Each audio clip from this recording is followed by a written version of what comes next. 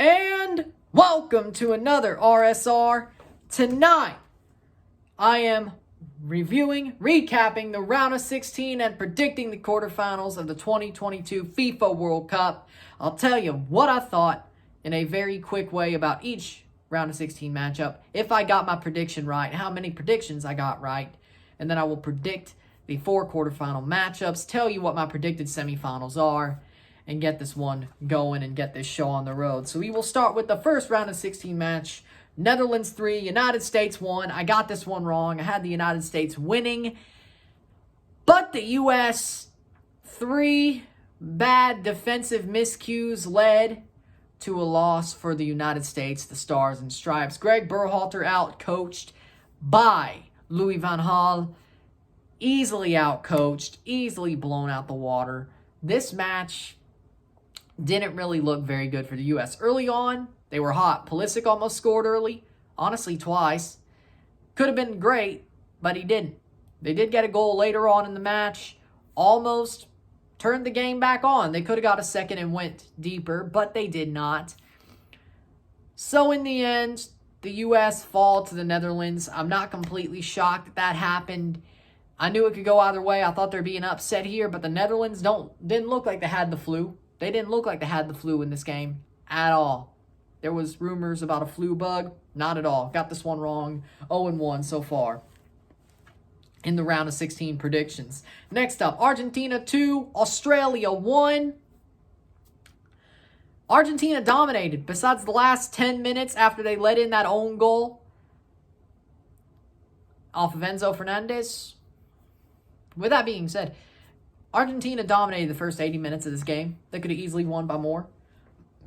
Australia, on the other hand, they kept on fighting. Australia kept on fighting. They kept on going. They kept on rolling. They never gave up, and I have to respect that. The Socceroos never gave up. Argentina, they could have won by more. I think they should have won by more, but they still won. I had that right. I had Argentina going through 1-1 on my predictions. Argentina did good enough to get through. They almost gave it away, at least going to extra time in those last 10 minutes. Emi Martinez made some big saves. Lautaro Martinez could have put this game away, but he put like 3 balls into orbit, which was, I don't know why he did that. But in the end, still got this one right, 1-1. Next up, France 3, Poland 1. I figured France was going to overrun the Polish. I figured this was going to happen. I said 3-1. I said Lewandowski would probably score. I didn't call the French goal scorers. I thought Mbappe would score. Didn't expect Giroud to score. And also, was it? Check. Boom. Mbappe twice. Yep, Mbappe twice. Kind of figured Mbappe would score. But when it comes down to it, you look at the situation. I thought that Lewandowski would score. He got a late penalty. This was pretty much expected to me. France dominated Poland. They were the better team that outran them, ran them off the pitch. 3-1, called it 2-1 on my predictions on this round, tonight on this round. England, Senegal, 3-0. England ran Senegal off the pitch. England dominated. Once Senegal started to tire out after playing with their heart on their sleeve, England said, all right, time for us to out-tactic you, out-quality you, and basically brute force you out of this tournament. Well, what did they do? 3-0 England, 3 great goals, and not too surprising, might I add. Of course, Henderson, Kane, Saka scored in that game. Henderson got his first England goal. Harry Kane scored his first World Cup goal this year, his first of this tournament. And Bukayo Saka doing as good as he has been this whole tournament, not really surprising. Edouard Mendy making like 2 mistakes in nets, not that great, but still got 3-1. I got England, Senegal right. Had England going through, called it. Next up, Japan 1, Croatia 1, 1-3 on penalties. And what can I say besides I called it to a T? I called it to a T. I said to y'all that Japan, Croatia would go to penalties. They would be 1-1 going into penalties, and Croatia would win on penalties. I was right. I think Japan should have won this game. I think they deserved to win this game. They were the better team throughout that match. Sadly enough, that doesn't normally give you a match in football, especially when you go to penalties. Sometimes The football gods look down on you and say, yeah, no, you definitely should have won it in regular time or extra time. Sorry. You may have been the better team, but sorry. We can't do that one for you, Buster. And they lost, but I called it to a T.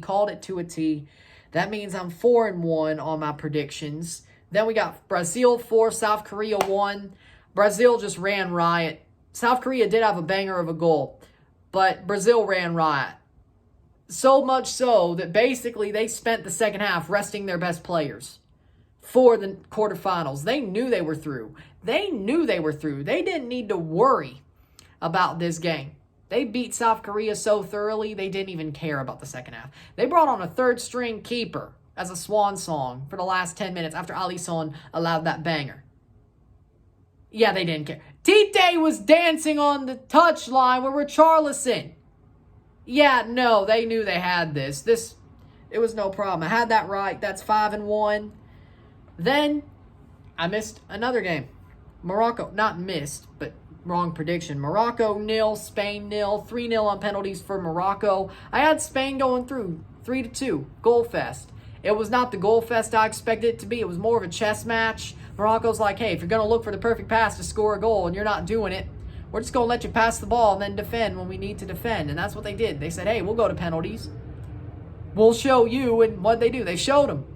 3 great penalties against Spain's. Well, no, they did have one that hit the post in Morocco. But Yassine Bono makes 3 saves. Great goalkeeping performance from Yassine Bono. The good Bono. If you're a Toronto fan or MLS knower, you'll get it. But, yeah, Yassine Bono. Damn good goalkeeper. Great performance. I was wrong about this match. That makes me 5-2 on my predictions during the round of 16. And then finally, Portugal 6-1 Switzerland. No Cristiano Ronaldo. No problem. Portugal just said, hey, we'll beat you. 6 goals. Hat-trick by Gonçalo Ramos. Rafael Leao scores. Rafael Guerreiro scores. And Pepe scores. 4 goal scores, 6 goals. Portugal ran riot. They dominated this game. Switzerland weren't even there. They didn't even show up. They were like, oh, there was a football match going on? I was too worried. I was making chocolate. That's football for you, eh? Not the best situation, my friends. Not the best situation. With that being said, it was a good game. Portugal dominated, got it right. 6-2 on my round of 16 predictions. I went 6 for 8. I missed the Netherlands-US game and Morocco-Spain. Could have easily went 7-1, but Spain went and screwed it up. Good job. And the U.S., well, Greg Berhalter's Greg Berhalter. So that's what I thought about the round of 16 in a very quick way, a very roundabout way. Next up, my quarterfinal predictions. We'll start with Croatia, Brazil.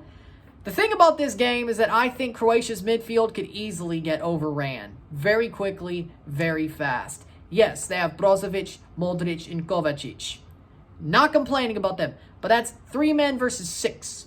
You have Neymar, Richarlison, Paqueta, Vinicius Jr., Casemiro. You have 6 guys versus 3. Once Brazil break that line and then they go down the left flank, it's not going to be very good. And Brazil's defense is damn good. They're very stout. Croatia, Brazil's going to have some talent and some good moments to show that they can easily beat Croatia. Croatia just went through a hellish match with Japan. I still think, in my eyes, that Croatia's going to start feeling the pressure on their legs, start feeling it. And I think Brazil are just the better team. I think Brazil, yes, some people might say they have to get their penalty. Yes, it's only the referees that help them, but did you not see the other 3 goals? South Korea won goal win that game even with the help of referees. Maybe Brazil gets smacked to reality, but to me, I think it's a 2-0 win for Brazil. They go to the semifinals. I just don't see how Croatia wins this besides a penalty shootout if they do win. Brazil wins 2-0. It isn't going to be a runaway, but they'll get it done. There's going to be moments that Brazil takes advantage of that Croatia can't. There you go. Or won't take advantage of. Next up, Netherlands versus Argentina.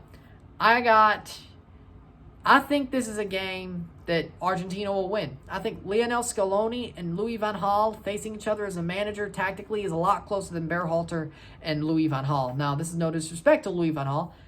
Lionel Scaloni might not have the years, but he has the experience, he has the tactics. I think Lionel Scaloni can easily get this Argentina team to out-tactic the Netherlands. I do believe in these Argentinian players. Enzo Fernandez, if he plays like he did against Mexico and Poland, and even Australia, Argentina's going to have a field day in this game. Now, Netherlands will score. Memphis Depay will probably score a goal. Lionel Messi, I think he scores a goal, maybe a brace. But I think in the end, Argentina ends up winning this game. This could go to extra time. I don't think this goes to penalties, but I think this could go to extra time. 2-1 Argentina. Netherlands have played well, but they're on the early part of their development curve. They are developing. They're getting better. They are becoming something. Argentina, on the other hand, has a cause to play for. They're at the peak of their powers, or at least their best player is at the peak of their powers, while they're all good enough. And they got a cause to fight for. That player at the peak of his powers, Lionel Messi. I think Argentina end up winning. Messi has to do something about it. He ends up doing something. Argentina win 2-1. Next up, Morocco versus Portugal. After seeing Portugal play today, if Cristiano Ronaldo's on the bench, I know, I can't believe I'm saying this either. If Ronaldo's on the bench, and Gonçalo Ramos is playing as well as he did today, and Portugal plays as well as they did today, I don't see Morocco getting out of this match. I think Morocco against Portugal is a bridge too far for the Moroccans. I think when it comes down to it, you got a team like Portugal. They're playing damn well right now. They're a true contender to win the World Cup, especially now that they have a team that's firing and maybe they don't need Cristiano. Will he be part of this journey? Yes. Is he going to do things in this journey that helps them win if they do go forward? Yes, I do think so, but he's not. He shouldn't be starting at this point. If you saw what you saw, I think even if he does start, they beat Morocco, but I'm just going to go on the fact that if Portugal plays like they did today, Morocco may have just hit their ceiling. 3-1 Portugal is my prediction in this quarterfinal. And then finally, England versus France. Now, this is the one that really could get you. I think this game is going to be a France win. If only because Gareth Southgate will not play or get Harry Maguire out of the 11, play Walker as a center back, play Trippier as the right back. The thing about this, Shaw, Walker, Stones, Trippier, right? That back four. He's not going to do that. No, he's not going to do it because the thing about Gareth Southgate is he's loyal to his people. Harry Maguire's his captain. Harry Maguire is great for England, but this is the type of game where he starts thinking and he starts realizing, oh, what position do I need to be in? Where do I need to go to defend this shot? How do I get this to not be a goal? Once he starts thinking, he's not a good defender. If he easily could just keep to a rhythm and keep to a situation, there's no problem with Maguire. But if he has to think, it doesn't end well. And I think he'll have to think a lot in this game, Mbappe or no Mbappe, because he didn't play training today, didn't go into training today. He sounded like there's an injury. But if Mbappe plays or not, Maguire's going to have to think, because you still got Giroud. You still got Griezmann. You still got Pavard.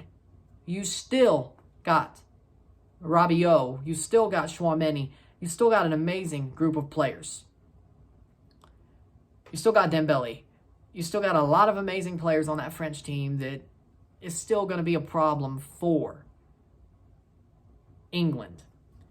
And I just don't see England doing enough, playing their best game to as well be the winner of this game and go to the semifinals. I think France wins 2-1. The defending champions keep on pushing, keep on moving. And we could possibly see a repeat champion for the first time since the 60s. First time in my lifetime for sure. first time in a long time, for certain, the first time in my lifetime, we possibly could. With that being said, so my predicted semifinals are Argentina versus Brazil and France versus Portugal. We shall see what happens there, if those end up being the true semifinals and if those end up being what I expect them to be. So with that being said, 6 out of 8, 6-2 on my round of 16 predictions. I've given you my quarterfinal predictions and my possible predicted ties for the semifinals. With that being said, if you like this video, like it, share, subscribe. You know what it is. Tell your friends. Hit that like button. Hit that subscribe button. Hit that bell notification once subscribed. Send super chats on the live streams. Comment on this video. Put some playlist. Share with friends and family. All that great stuff. I will see you on Friday for a live watch-along of Brazil versus Croatia. A live watch-along and a review of Argentina. Netherlands versus Argentina. Can't wait to see you on Friday. We'll be in for the quarterfinals. We're ready to go. I'm Ryan and I'm out. Peace. Let's see how this World Cup starts to turn out. Sands are going through the hourglass. Let's see how it turns.